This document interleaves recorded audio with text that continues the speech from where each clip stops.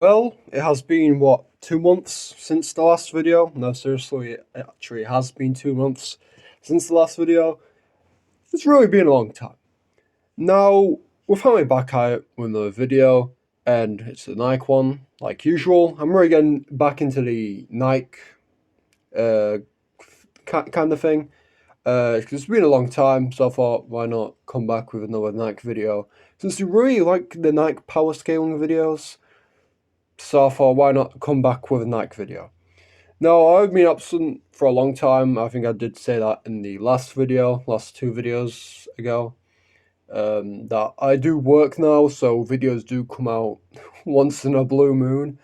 But I am gonna try and get videos out where I can because I do enjoy making these videos for the fun of it. And of course, the subscribers on the side, but mostly for the fun of it. And since I do work, I mostly sleep throughout the day, so I don't really have time to make videos. And on the weekdays, I do procrastinate a lot, let's just say that. But today's video will be on a powerful Nike character, or should I say Nikke, since people don't like me calling it Nike, so I'll call it Nikke, even though at the start of the video I called it Nike, but we'll call it Nikke. Or should I say Rapture, and that being Gatekeeper, and his many other forms. Now, Gatekeeper is strictly a non-canon character in Nikke. Yes, he actually isn't canon at all. That's why he usually appears in collabs, so it should be obvious at this point. No, like I mentioned, he appears in the collab events and is the main overarching antagonist of those collab events. So let's get the basic rundown aside from the quick fire summary I just did. Now, he is a Rapture like the others, and he is a tyrant, which shouldn't be surprising. I mean, the dude is powerful, so he of course he's a tyrant, and he mainly manipulates these things called D waves. Now, what are D waves? Well, I will mention that later on throughout the video. And with these things, he can bring characters from other universes, other worlds, into the universe of Nikke. Even bringing antagonists from those universes too, which we'll get onto that in a minute. Anyway, let's get to his scaling, and I'll be going over his main stuff, and then his other form, which is kind of just a clone in a way.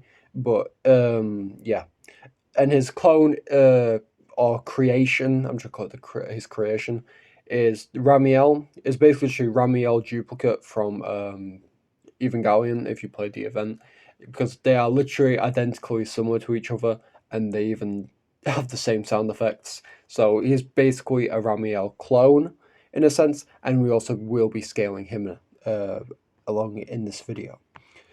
He's in the thumbnail, so you should have already expected that.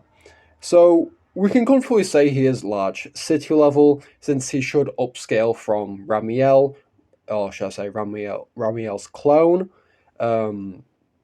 since Raml is able to blast basically a massive hole through the arc, or a massive line through the arc. I don't think they ever specify if it's a large hole or line across across arc, but basically he does blow a big dent in arc. Now, they do state it is very massive amounts of damage sustained from this blast. So you could comfortably say it is sea level or large city level, since since Ark is always described to be like this big city with life and all that, and there's also multiple areas within Ark which could just which literally proves that it is, well, a city. And also in the background, when you of course go on the Arc menu, you can see in the background there's this illustration, and it does show the Arc as a big city. So you can very well say he is large city baseline. And this will also go the same. This will also go for the Raml clone scaling. So basically, right now he is large city level. However, we can get higher, since he is a tyrant. You could argue him to be above Pilgrims and above the Kraken, or at least comparable to the Kraken, which of course would be island level. Now there is an argument from being outer, however it is very ratty and outdated.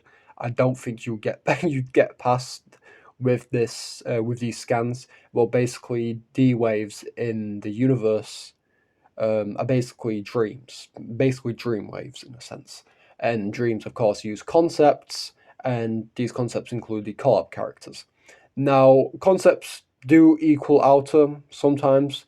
However, this is a ratty statement in a way, since I don't believe just because he can create dreams, he would be automatically outer. Because let's be realistic, it would just not fit within the series. Why would we just have one character who, no offense, gets beat in every single matchup we see him in by, well, railguns? He gets beat by railguns in the Evangelion crossover. So I don't think he'd be outer if he's getting damaged by railguns.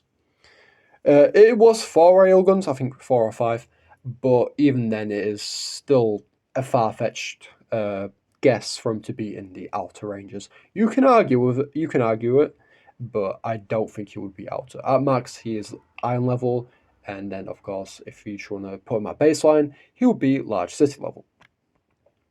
Now for his Raml form, like I said, it would just be city level since that's where his main scaling comes from.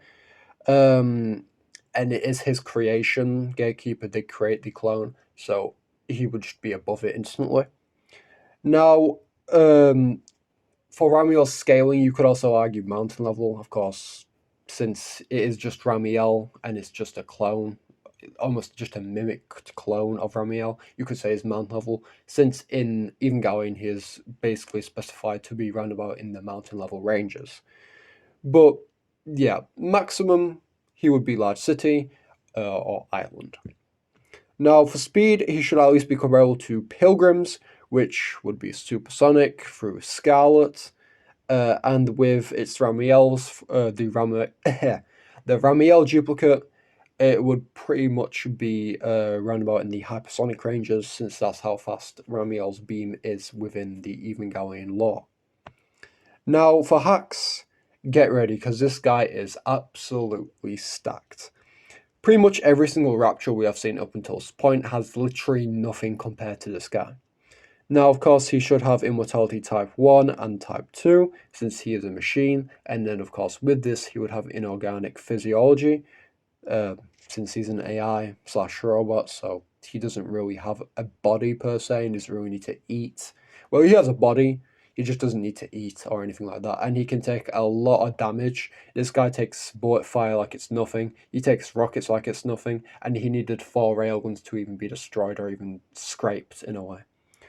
He of course has reality manipulation, that's basically his main skill. He can bring characters from other universes and bring them into Nikke's universe, which would of course give him more pole creation, since that's how the Stellblade characters, yes, that's the actual current collab, which is probably one of my favorites. I love Stellblade.